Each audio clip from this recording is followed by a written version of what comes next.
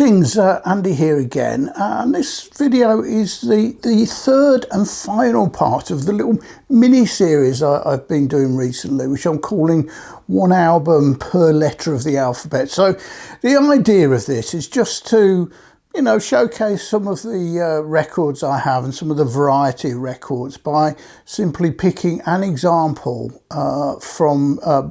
by its title.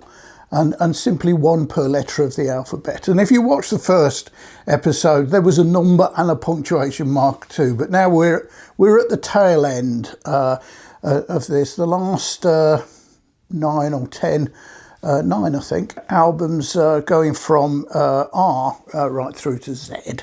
And in doing this, I've tried to pick, they're all albums I really like, but I've also tried to pick ones which I haven't necessarily talked about either at all or a lot. And also to try and get the variety of genres and styles in here, so it's not all sort of weighted one way or the other. And also over time, so excuse me, I've tried to, I have selected a record, at least one record from every decade that I've been alive, from the 50s through to the current. So we've done some of those decades, like the 50s and the 60s, we've only had one, and some like the 70s and 90s had loads. There's a reasonable mix in this one, yeah, so let's get cracking. And I finished the last one with Queen 2 and Q.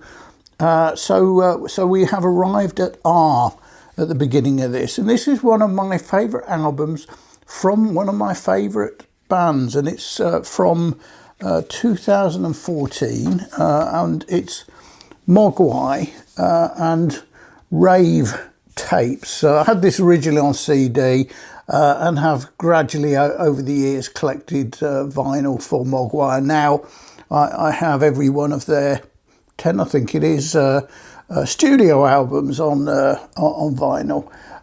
Single LP, this one is a cracker. It's a classic 5 tracks. I remember it so well. It came out in January 2014, and it was a time I was sort of, I was in between permanent jobs at the time, and I was doing a contract in Zurich in Switzerland during the last 2 or 3 months of 2013, and then the first 2 or 3 months of 14. So I remember getting this on CD when it came out and ripping it to my phone, and I can really remember well listening to it on the tram. Going from the hotel into the office when I was working in Zurich, and travelling because I was commuting out, flying out on a Monday and flying back Thursday night and working at home Friday, and usual sort of contracty type stuff. Great record. I mean, this to me is their, I wouldn't say their last great one, because I really like all of their records, but this is in my sort of top 3 or 4 of their albums. And it's just got so much, it's a real killer, all killer. Simon Ferocious, Re-Murdered is brilliant. Hicks on Bogan. Repellish I like. It's Repellish is a recording of somebody, presumably on the radio or something, talking about Stairway to Heaven, and it's sort of like anti-religious sort of black magic and all that sort of crap. It just everyone, it finishes on The Lord Is Out of Control. It's classic Mogwai, really, really, really good if you like them, and I do. So there we go, and it's a single LP on black vinyl. The next one is an unusual one for me, because I'm not a great lover of soundtracks, to be honest. I don't collect soundtracks. There are a handful of soundtracks which I really like, and this is one of them. And I've got, I actually out of my handful, I actually have 2 blaxploitation ones, because I've also got Shaft, of course. And this is Superfly by Curtis Mayfield. Came out in 72, I think. And again, unusual. This is a MoFi. I don't, generally buy MoFi because of the price. I got this at a really good price. It was damaged. The top damaged in its various transports. It was actually sealed, other than that bit. But I think it had been on a few travels in between time. It's famous, isn't it? Of course, I think this is 45 RPM as well, what great little child running wild, Pusher Man, famous. Freddy's Dead, Junkie Chase, Give Me Your Love, Eddie You Should Know Better, No Thing on Me, Think, and of course closes with Superfly. Absolutely superb. And it's music which when I was 72, I was 15. When I was 15, I really wasn't into the Motown and soul and funk and all of that sort of stuff, which I really like now. It's not rock. I wasn't into it. So there you go. That's fairly typical 15-year-old boy. As we say, it's Mo-Fi, superb recording, superb pressing, and so we move on to where are we? T. And if I say we've moved on to a bit of jazz, I'm sort of stretching it a little bit. And this album is by the band The Comet Is Coming, and it's called Trust in the Life Force of the Deep Mystery. And it's a trio, and there they all are. The sort of famous one is in the middle, is Sebastian Hutchins, who's the great London jazz saxophonist, one of the stalwarts of that scene. And the other guys, I'm not sure which is which, are known as Danalog and Betamax. One's called Dan and the other's Max, and that's their sort of names. But the Danalog plays basically all sorts of keyboards, synths mostly, lots of synths, and Betamax is drummer and percussion. So it's not your typical sort of jazz style. You could say in a way it's jazz fusion, but not jazz fusion like jazz fusion is usually meant, because it's a whole mix of jazz, funk, soul, and probably most of the four, other than the jazz, is psych rock. It's more of a fusion between jazz and psych rock with a bit of funk folk in, and it's really heavy. It's proper heavy. It's not it's headbang jazz, if such a thing exists. So and it's on the Classic Jazz label, because this is Hutchins' label, Impulse. And it's a single LP, and 5 on that side. How many on the other side? 1, 2, 3. Yeah, 5.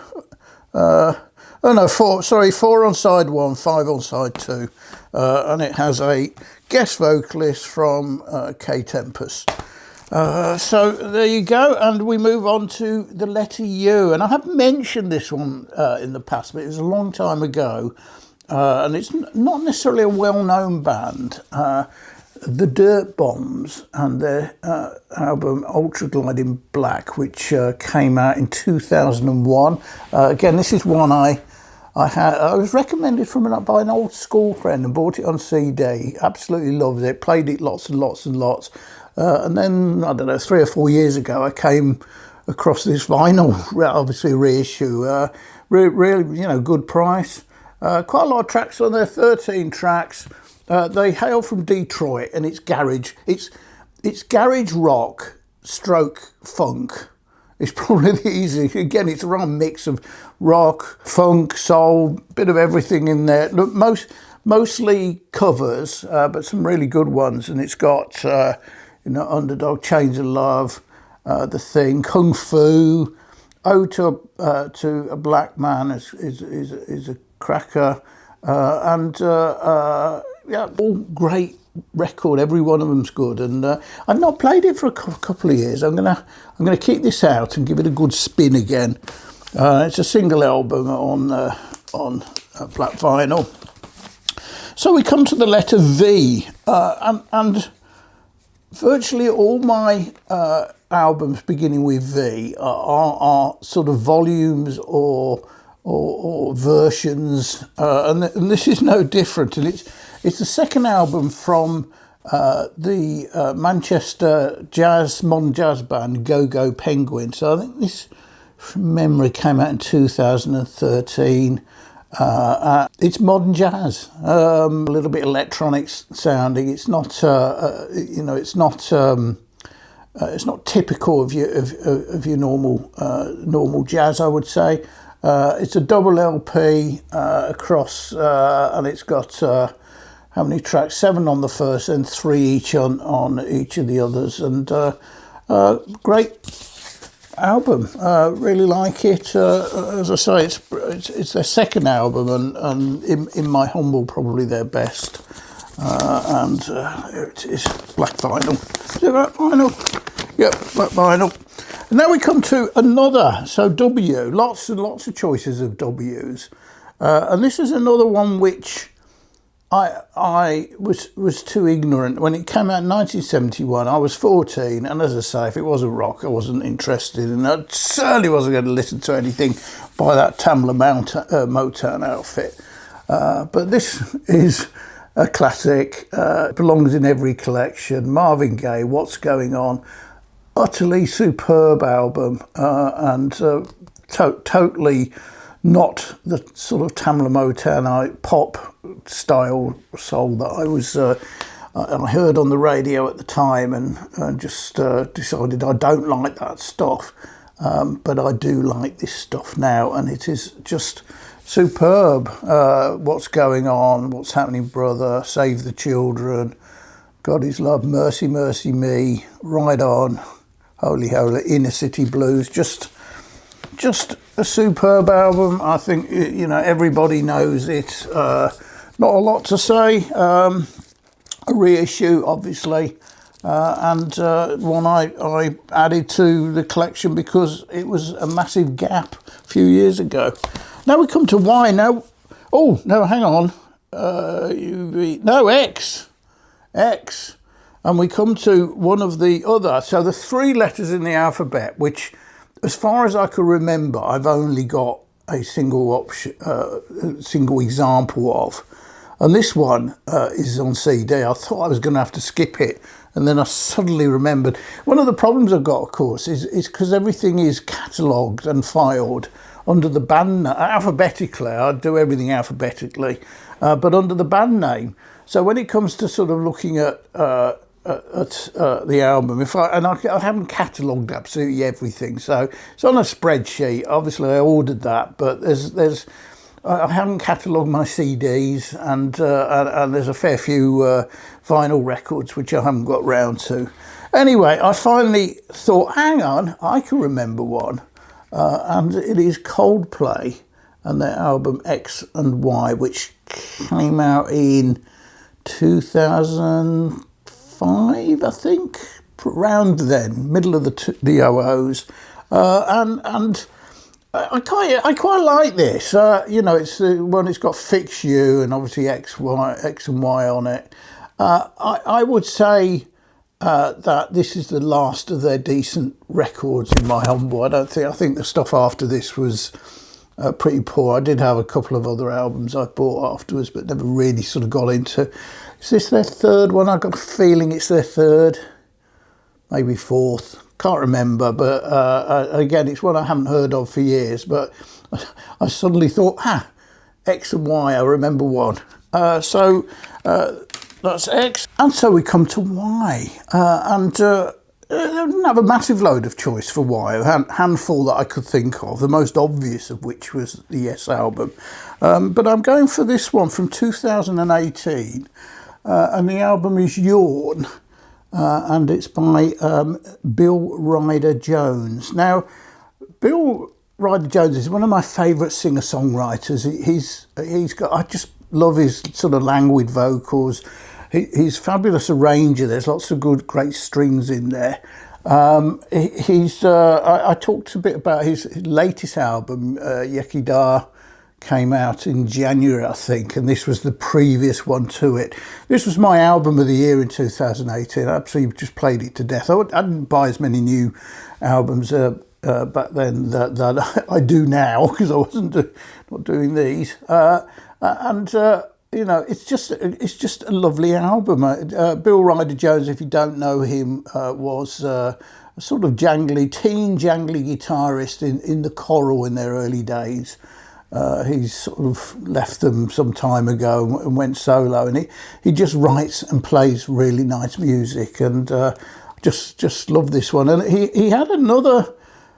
He had I think in 2019 he produced an alternate to this called Yawny Yawn. It's more than a remix, because it's a re-recording, but much more pared back. So just sort of cello and acoustic guitar and piano, whereas this is obviously much more orchestrated, electric guitars and so on. So it's not rock, it's not heavy. It's just beautifully sung, singer-songwriter stuff of the highest order.